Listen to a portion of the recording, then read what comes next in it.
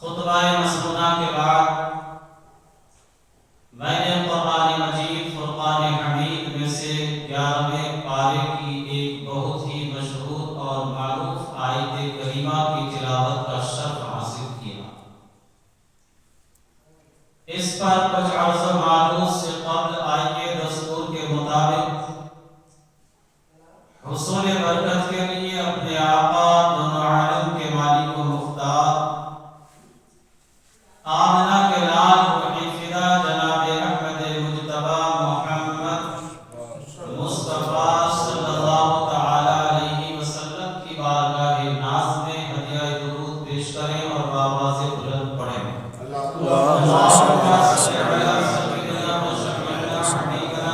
صلو علیہ وسلم علیک یا رسول اللہ صلو علیہ صلاۃ و سلام علیک یا حبیبی یا رسول اللہ صلی اللہ تعالی علیہ وسلم۔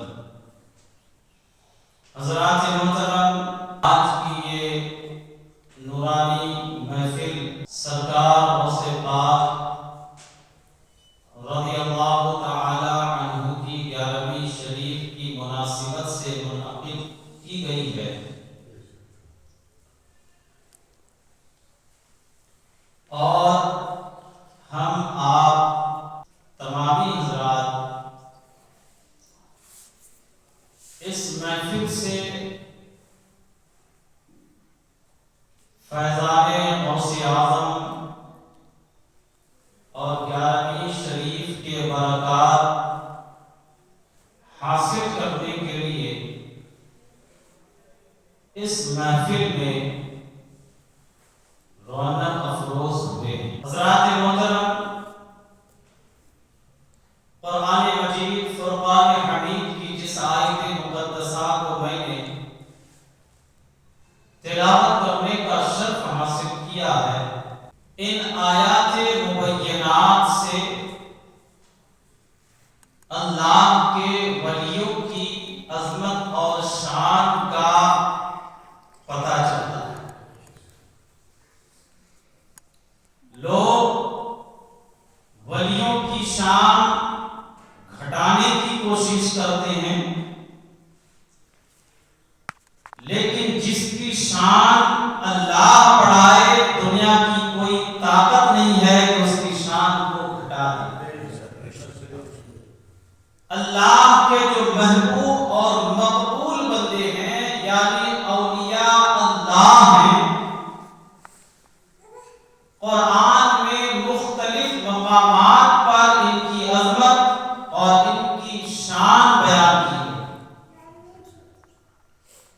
قرآن مجید فرقان حمید کی آیت کریمہ جس کو میں نے تلاوت کرنے کا شرف حاصل کیا، اللہ تبارک و تعالی ارشاد فرماتا ہے، الا ان اولیاء اللہ لا خوف علیہم ولا هم یحزنون۔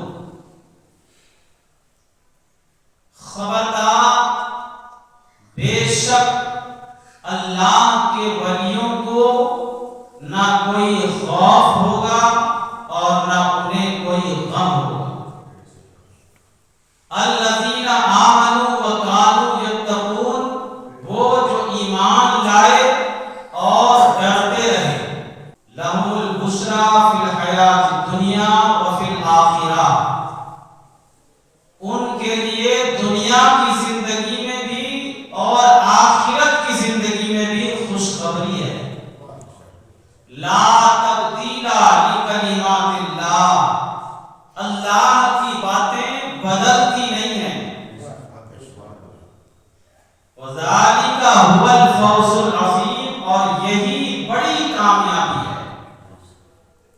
قرآن مجید فرقان حمید کی آیت کریمہ کا آپ نے ترجمہ سماعت کیا۔ اس آیت کریمہ سے اللہ تبارک و تعالی نے سب سے پہلے اس بات کا اعلان فرمایا کہ خبردار، وہاں لفظ لا لا کر کے تاکید فرمائی ہے، خبردار۔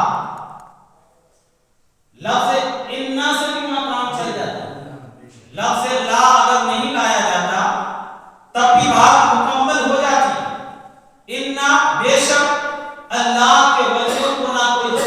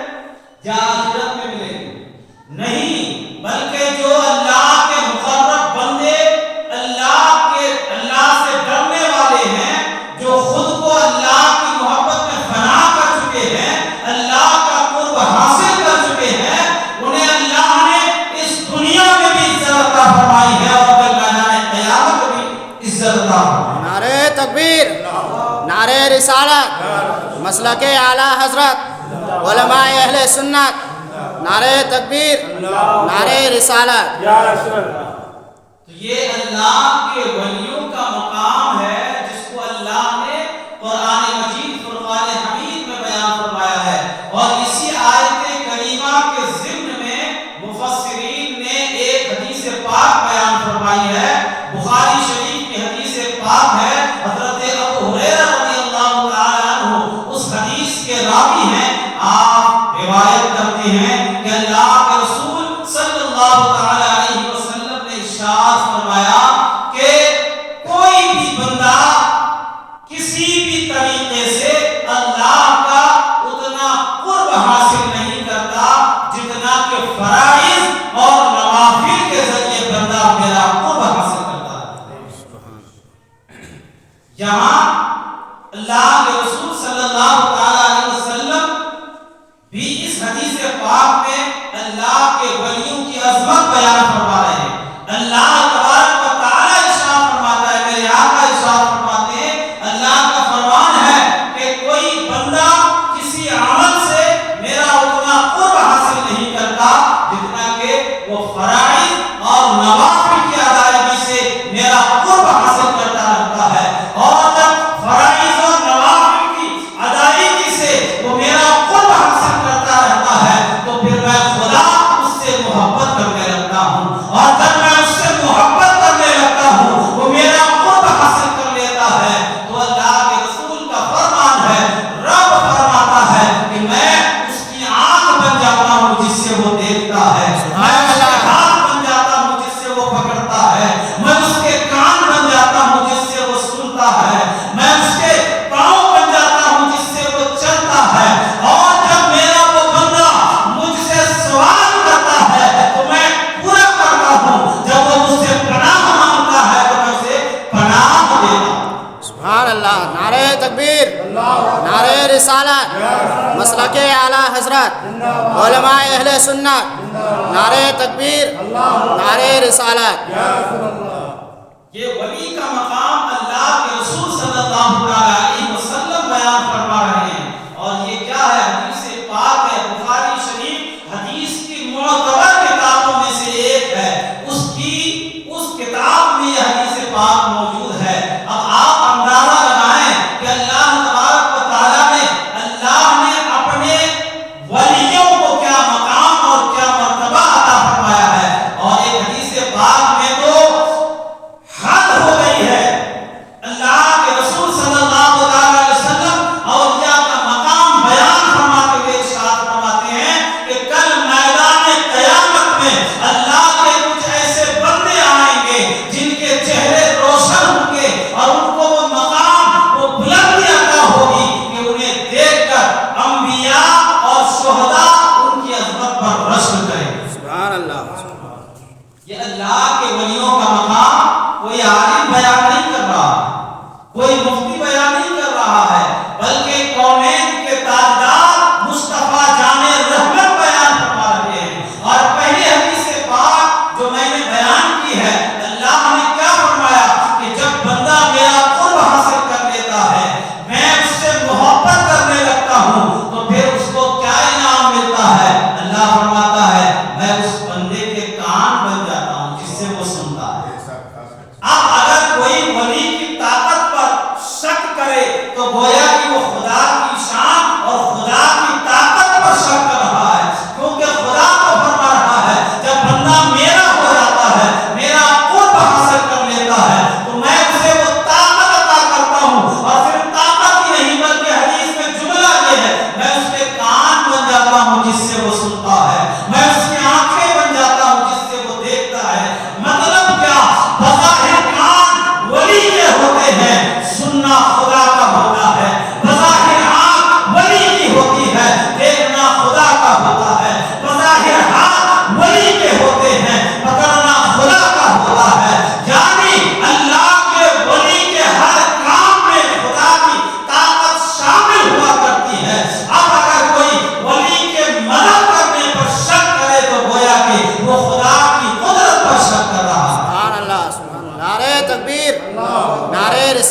مسلک اعلیٰ حضرت علماء اہل سنت نعرہ تکبیر نعرہ رسالت. یہ مقام اللہ تبارک و تعالیٰ نے اپنے اولیاء کو عطا فرمایا ہے. اور ایک جملہ عام فہم لفظوں میں لوگ کہتے ہیں کہ خدا کے سوا کسی سے مدد مانگنا شرک ہے، اور غوث تو خدا کا نام ہے، کسی اور بندے کو غوث کہنا شرک ہے. یہ سیدھے سادے لوگوں کو بہکانے کی کوشش کی جاتی ہے. اگر خدا کا نام غوث ہے اور کسی بندے کو اللہ نے طاقت عطا کر دی، غوث کا معنی کیا ہوتا ہے؟ غوث کے معنی ہے مددگار. غوث کے معنی مددگار. اللہ غوث ہے، یہ ہمارا بھی ایمان ہے، ہمارا بھی عقیدہ ہے. مگر اللہ اپنے فضل سے کسی کو اگر غوثیت عطا کر دے تو وہ بندہ بھی غوث ہوتا ہے. میں صرف دعویٰ نہیں کرتا، میں اکثر ہر بات، ہر دعوے کے پیچھے دلیل رکھتا ہوں. اگر خدا کا نام غوث ہے اور کسی اور کو غوث کہنا اگر شرک ہے تو آپ قرآن پڑھیے. انما ولیکم اللہ ورسولہ والذین آمنوا. اللہ نے قرآن میں فرمایا اللہ ولی ہے، رسول ولی ہے، ایمان والے کامل مومن ولی ہے. اب یہاں اللہ خود کو بھی ولی کہہ رہا ہے، اپنے لیے بھی اللہ تعالیٰ نے لفظ ولی کا استعمال کیا. انما ولیکم اللہ، اللہ تمہارا ولی ہے، ورسولہ، اور رسول بھی تمہارے ولی ہیں، والذین آمنوا، اور ایمان والے مومن مصطفیٰ کے سچے اور پکے غلام بھی تمہارے ولی ہیں. تو اب یہاں شرک تو نہیں ہو. اگر یہ عقیدہ رکھنا کہ اللہ کا نام غوث ہے تو کسی اور کو غوث کہنا شرک ہو جائے گا، تو یہاں تو قرآن میں شرک ہو رہا ہے. اللہ کا فرمان ہے نا، کسی بندے کا تو نہیں ہے. اللہ فرماتا ہے انما ولیکم اللہ ورسولہ والذین آمنوا. اللہ بھی ولی، اس کا رسول بھی ولی، مومن نے کامل ایمان والا بھی ولی. ولی کے معنی دوست، تو اللہ بھی مومنوں کا دوست، رسول بھی مومنوں کا دوست، اور ایمان والے بھی ہمارے دوست. یہاں شرک نہیں ہوا. جب یہاں شرک نہیں ہوا تو قرآن یہ عقیدہ دے رہا ہے ہمیں کہ کسی کو اللہ کی صفت اگر مل جائے تو اسے اس صفت سے پکارنا شرک نہیں ہے. ہمارا عقیدہ ہے کہ حقیقی غوث اللہ ہے، اللہ کی عطا سے غوث اعظم غوث ہے. حقیقی ولی اللہ ہے، اللہ کی عطا سے رسول ہمارے ولی ہیں، اللہ کی عطا سے اللہ کے مومن بندے ہمارے ولی ہیں. یہ مقام، یہ مرتبہ قرآن اور حدیث سے میں صرف بیان کر رہا ہوں. میں کسی مفتی یا کسی عالم کی کتاب کا حوالہ نہیں دے رہا ہوں. میں ابھی تک اپنے پورے بیان میں مکمل قرآن اور حدیث کے حوالے سے آپ سے گفتگو کر رہا ہوں. اگر کوئی اس کو غلط ثابت کر دے تو ہمارا عقیدہ ہے کہ وہ جو کہے گا اس کے عقیدے پر ہم قائم رہیں. اگر ہمارے اس عقیدے کو اور احادیث اور قرآن کی آیتوں کو اگر کوئی غلط ثابت کر دے. اللہ اور اللہ کے رسول نے اپنے اولیاء کا یہ مقام، یہ مرتبہ بیان فرمایا. اور حدیث کی کتابیں جب آپ پڑھیں گے نا تو حدیثوں میں ایک باب بنے ہوئے ہوتے ہیں، ہر چیز کے لیے باب. انبیاء کے مناقب، شہداء کے مناقب اور صحابہ کے مناقب، ان کے فضائل، احادیث میں باب بنے ہوئے ہیں. جو حضور کے ساتھ رہے، اٹھے، بیٹھے، ان تمام مقدس ہستیوں کی احادیث میں فضائل بیان کیے گئے ہیں، ان کے الگ الگ باب بنے ہوئے ہیں. مگر تعجب تو اس بات پر جا کر کے ہوتا ہے کہ ایک ایسا بندہ، یہاں تو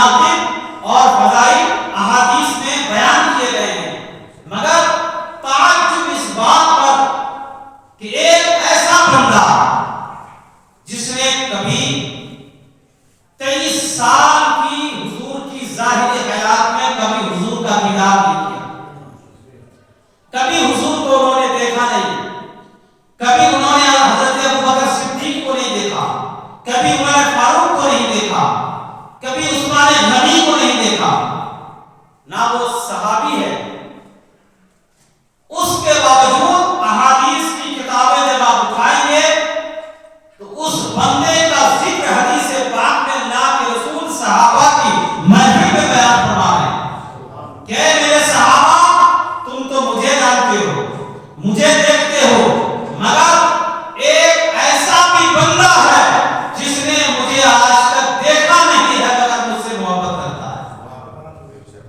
مجھ سے وہ محبت کرتا ہے۔ اور اللہ کے رسول نے اشارہ کر کے حضرت عمر اور حضرت علی سے فرمایا کہ عمر اور علی سن لو، تم دونوں اس بندے سے جا کر کے ملو گے، اس بندے سے جا کر کے ملو گے، اور سنو جب اس بندے سے ملنا تو میرا سلام کہنا۔ مقام دیکھیے ولی کا، صحابی نہیں ہے، مقام اور مرتبے میں صحابی بڑا ہوتا ہے، ولی کا مرتبہ بعد میں ہوتا ہے، صحابی کا پہلے ہوتا ہے، مگر یہاں فضیلت دیکھیے اور شان دیکھیے۔ اللہ کے رسول بتانا چاہتے ہیں کہ جو اللہ اور اللہ کے رسول کی محبت میں خود کو فنا کر دیتا ہے، اللہ تعالیٰ اسے وہ مقام عطا فرماتا ہے کہ انبیاء اور شہداء بھی اس کے عظمت پر رشک کرتے ہوئے نظر آتے ہیں۔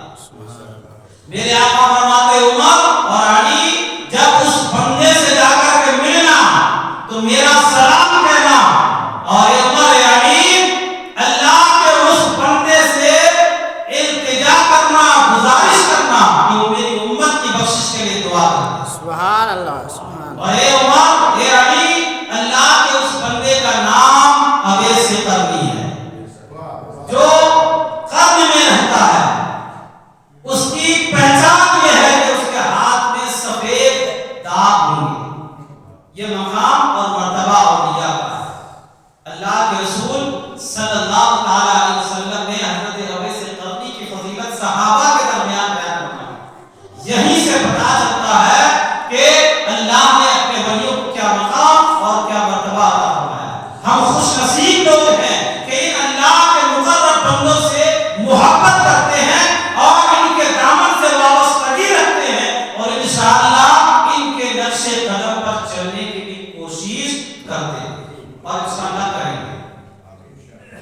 اور اسی مناقب میں انہی فضائل میں ایک حدیث پاک اور مفسرین نے بیان فرمائی ہے کہ اللہ کے رسول کے صحابہ بیٹھے ہیں اور میرے آقا صلی اللہ تعالی علیہ وسلم نے اپنے ہاتھوں کو دعا کے لیے اٹھایا، ملک شام کے لیے دعا فرمائی اور ملک یمن کے لیے دعا فرمائی کہ ملک شام کو بھی برکتیں عطا فرما، مولا ملک یمن کو بھی برکتیں عطا فرما۔ ایک شخص اسی محفل میں تھا، اس نے عرض کیا یا رسول اللہ، نجد کے لیے بھی دعا کر۔ اللہ کے رسول نے اس کی بات پر توجہ نہیں کی۔ دوسری مرتبہ پھر اللہ کے رسول نے فرمایا یا اللہ، ملک شام میں برکت عطا فرما، ملک یمن میں برکت عطا فرما۔ اس شخص نے پھر دوبارہ عرض کیا یا رسول اللہ، ملک ہمارے نجد کے لیے بھی دعا کر دیجیے۔ اللہ کے رسول نے چہرہ انور پھیر لیا۔ پھر تیسری مرتبہ اللہ کے رسول نے فرمایا مولا، ملک شام کو برکتیں عطا فرما، ملک یمن کو برکتیں عطا فرما۔ اس نے